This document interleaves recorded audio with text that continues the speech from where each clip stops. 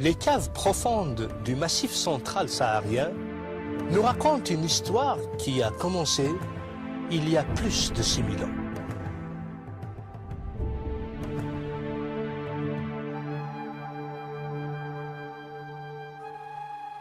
Une histoire de survie, de lutte contre les éléments, une histoire de découverte et de triomphe, de victoire et de déception.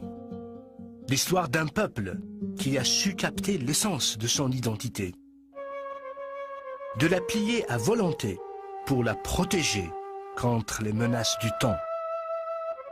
Un peuple, des tribus, une famille, les Berbères.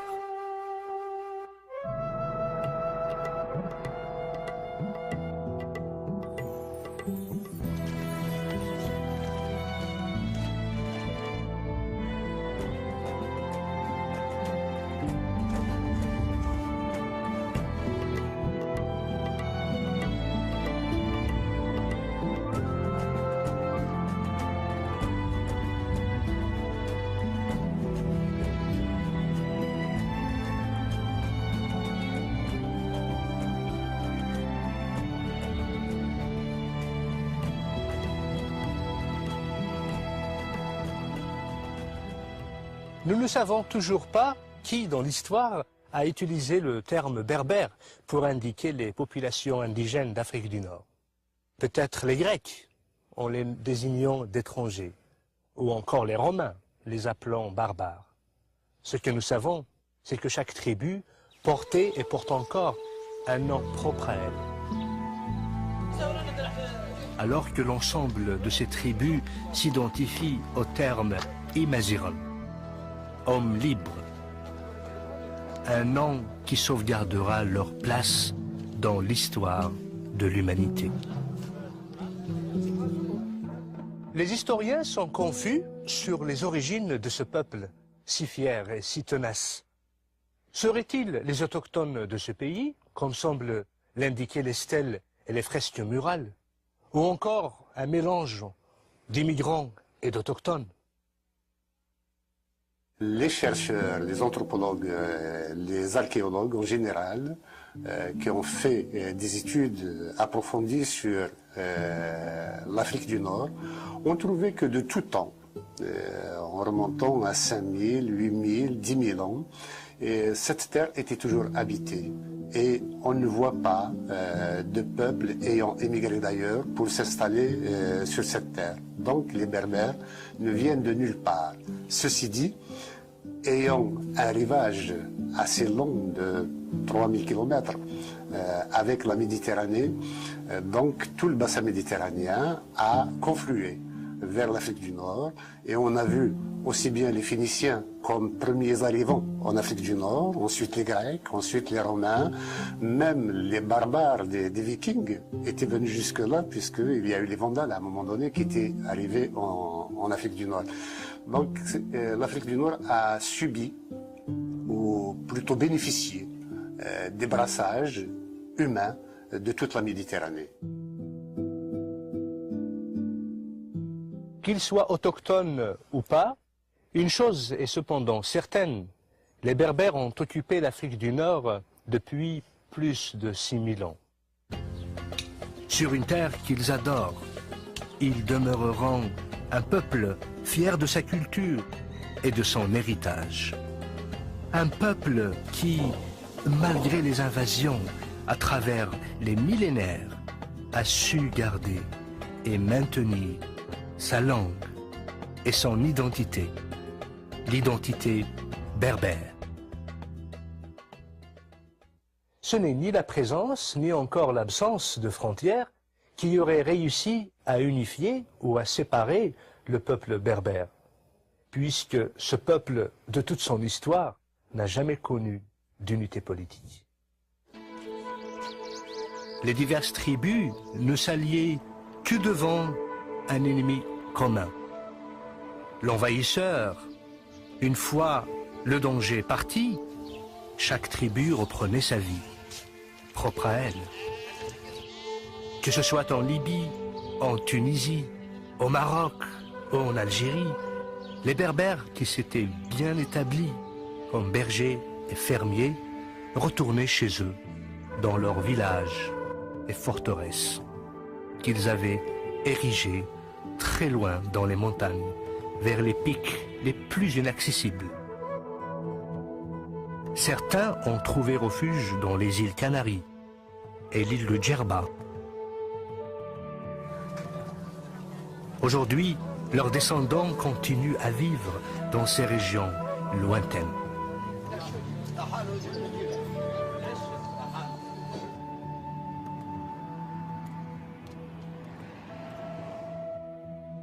Dans les montagnes de l'Atlas et du Djurdjura, les Kabyles, les Mzab, les Chaouis. Au Maroc, les Berbères du Rif, les Chlah et les Souss. En Égypte, à l'oasis de Siwa, en Tunisie et en Libye. Les Berbères se sont dirigés aussi vers le sud du continent africain. Le Mali, le Niger, la Mauritanie, le Burkina Faso et le Sénégal. Toutes ces régions abritent les Touaregs, les Berbères du Sahara, les hommes bleus du désert. Mais si les Berbères n'ont pas connu d'unité politique, ils ont par contre connu l'unité culturelle, linguistique et artistique.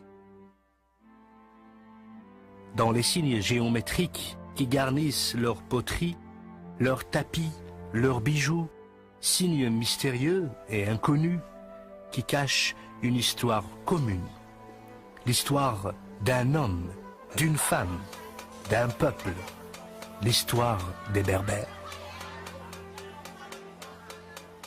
Notre histoire commence ici, à l'intérieur de l'espace africain, où les Berbères, pendant des millénaires, ont joui des avantages que leur procuraient la mer et les plaines d'un côté, les montagnes et le désert de l'autre. Notre histoire commence en Libye. La Libye a connu pendant des milliers d'années la population berbère la plus importante de toute l'Afrique du Nord. Nous identifions deux grandes familles de tribus libyennes, les Lébous, les Ténéhous, mentionnées dans des inscriptions égyptiennes, datant de plus de 5000 ans. Ces inscriptions faisaient allusion aux migrations des peuples berbères en Égypte. Les tribus des Lébous vont finir par s'installer en Égypte, à l'est du delta. Ils payeront leur tribut aux autorités égyptiennes. Ils vont s'engager aussi dans l'armée. Des siècles plus tard, les Berbères vont finir par s'intégrer militairement, socialement, en Égypte. Ils vont prendre en autorité et en savoir-faire. Ils marqueront définitivement l'histoire de l'Égypte.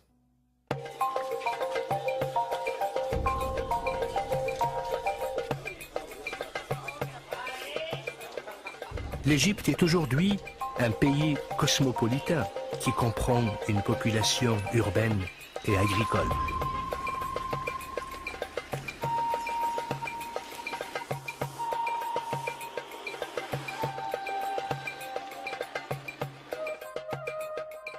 Rien ne captive l'imagination comme les splendeurs de la civilisation égyptienne. Les pyramides de Giza, gardées par le grand sphinx. Les temples massifs de Luxor et de Karnak, garnis d'inscriptions diverses, détaillant avec précision les événements marquants de l'histoire de l'Égypte. L'Égypte des pharaons.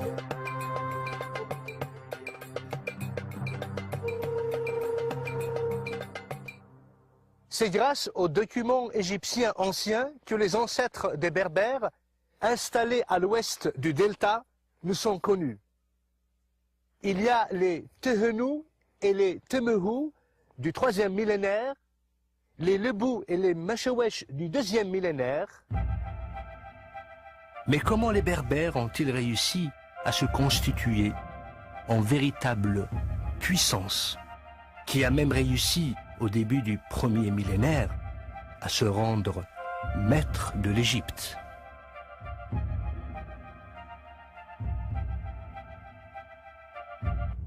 À la mort du pharaon Psusen II, l'Égypte était déjà en déclin. La corruption politique avait laissé le pays dans un état de désarroi.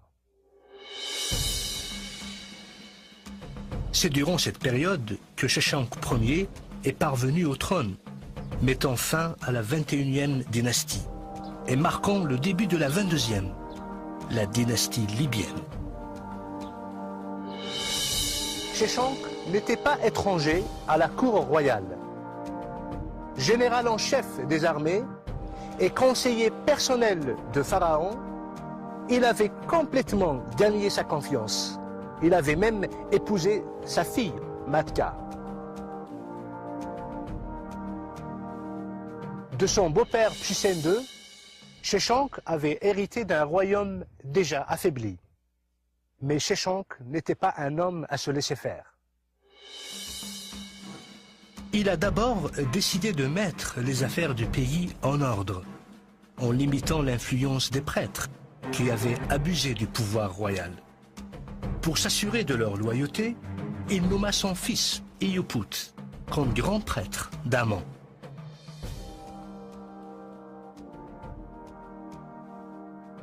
Sheshonq comprenait très bien que le pouvoir du pharaon dépendait du soutien de son peuple et de celui de la noblesse en particulier. C'est ainsi qu'il a permis aux seigneurs de la terre d'épouser les filles de la cour royale, pratique inhabituelle en Égypte. Ensuite, Sheshonq s'attaqua aux problèmes politiques. Il réussit ainsi à mettre fin aux divisions qui rongeaient l'Égypte durant la 21e dynastie. Il réunit une Égypte divisée entre Thèbes au sud et Tani au nord et établit ses fils dans des positions importantes, ce qui lui a permis d'exercer un pouvoir total dans les régions sensibles du pays. Sheshonq réalisait que la foi du peuple dans le royaume ne pouvait être solidifiée qu'en ravivant la puissance et la gloire que l'Égypte avait connues jadis. Il a repris alors une politique d'expansion et mena en Palestine une campagne victorieuse qu'il a commémorée et célébrée en entreprenant un programme de construction ambitieux dans le temple d'Amon-Ré à Karnak. C'est ainsi que Sheshonq a su consolider son autorité à la base, marquant un nouvel âge de prospérité dans un pays qui agonisait. Finalement, Sheshonq a noué des liens commerciaux étroits avec la cité. Finalement, Sheshonq a noué des liens commerciaux étroits avec la cité phénicienne de Byblos, des liens qui s'avéreront être profitables aux deux royaumes.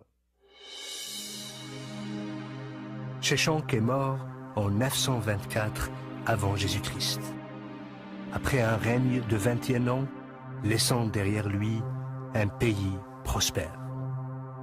À ses funérailles, l'Égypte pleura la perte d'un de ses plus grands pharaons. Son fils, Osorkon, lui a succédé. Plusieurs autres rois ont honoré sa mémoire en adoptant son nom. On se souviendra toujours de Sheshonq comme étant le roi qui a aidé l'Égypte à retrouver sa gloire et sa stabilité.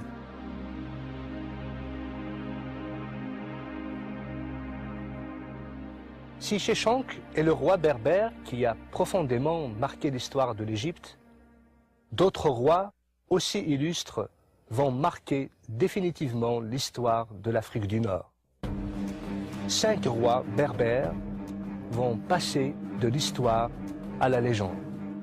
Ils se sont attelés à défendre l'identité de leur peuple et la souveraineté de leur territoire face à l'envahisseur romain. Massinissa, Jugurtha, Juba I, Juba II et Ptolémée, roi de Mauritanie, vont profondément marquer l'histoire de la Berbérie. 2 parmi eux se distingueront d'une manière particulière par leurs qualités exceptionnelles, par leur courage et leur probité. L'un d'eux s'est surpassé dans le combat et les conquêtes militaires. L'autre va se distinguer en promouvant la renaissance des arts et des lettres. Le premier est un homme de guerre, le second un homme de paix. Pourtant, ça sera l'œuvre du premier qui aura permis au second de propulser le royaume de Numidie vers l'apogée de sa gloire.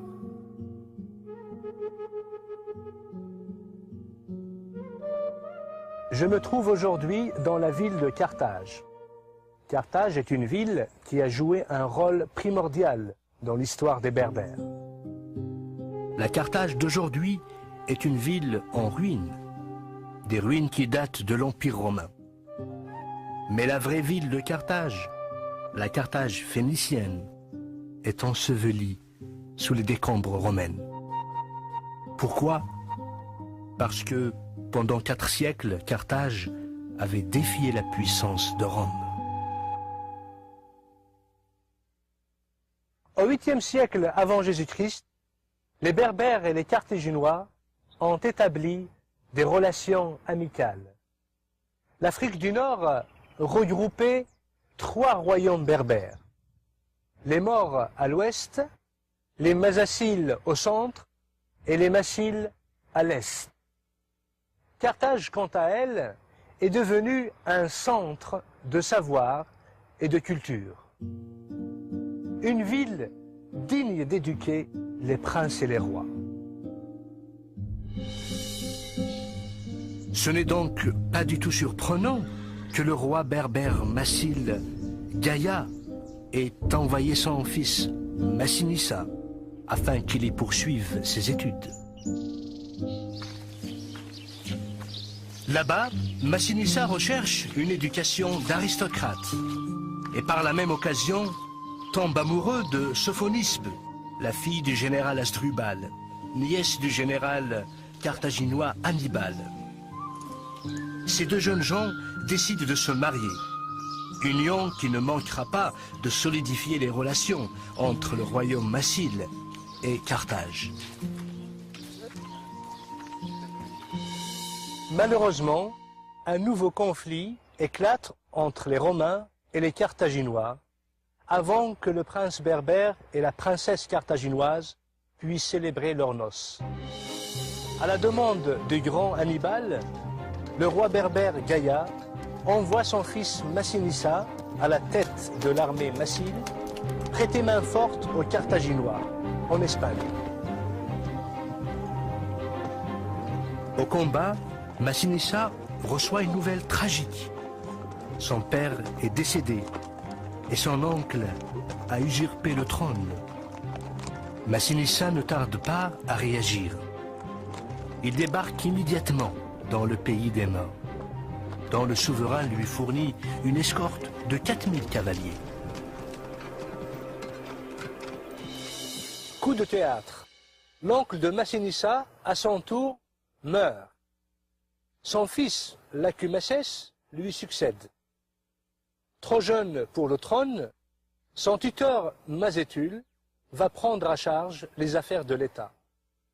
Il va ainsi demander renfort à Syphax, le roi des Masaciles, ennemi juré de Gaïa. À la première bataille contre l'armée de Lacumaces, Massinissa est vainqueur. Il va accorder la grâce à Lacumaces.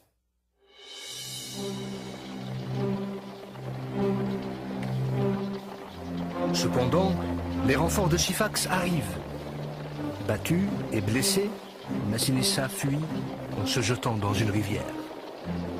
Le croyant mort, Syphax arrête la poursuite. À peine rétabli, Massinissa repart à la conquête de son royaume. En apprenant que le roi est toujours vivant, les Berbères s'unissent à lui. Déçu par l'indifférence des Carthaginois à la mort de son père et craignant pour le sort de son peuple, Massinissa décide de tourner le dos à des siècles de conflits avec Rome et il lui tend la main. Dans un acte de vengeance, Syphax rentre alors à Carthage et obtient la main de la princesse Sophonobie. Finalement, en 203 avant Jésus-Christ, Massinissa finit par vaincre et capturer Syphax. Il s'empresse aussitôt de se rendre à Cirta, où il retrouve sa bien-aimée. Il lui promet de la sauvegarder du sort réservé aux prisonniers des Romains. Pour ce faire, il décide de l'épouser. Cependant, le général romain Scipion ne fléchit pas. La reine Massaécile doit être remise aux Romains. Fidèle à sa promesse, Massinissa lui ramène alors un breuvage empoisonné qu'elle n'hésite pas à boire.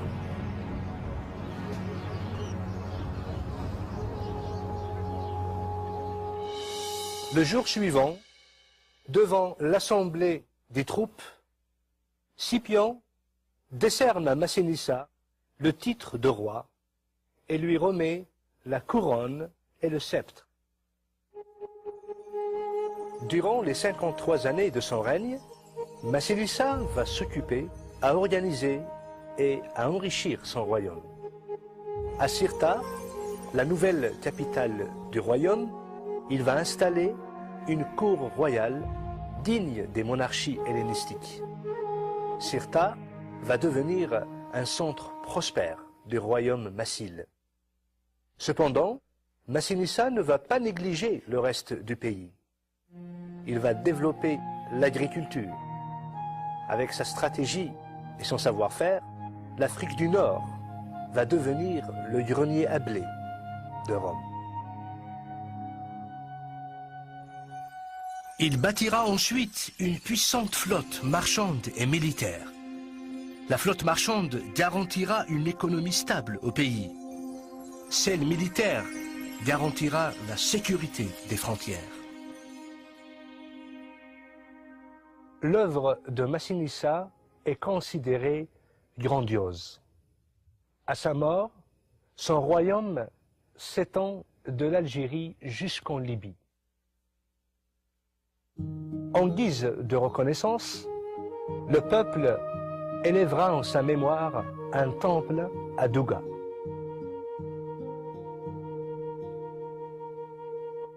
Le choix de Massinissa s'est révélé judicieux.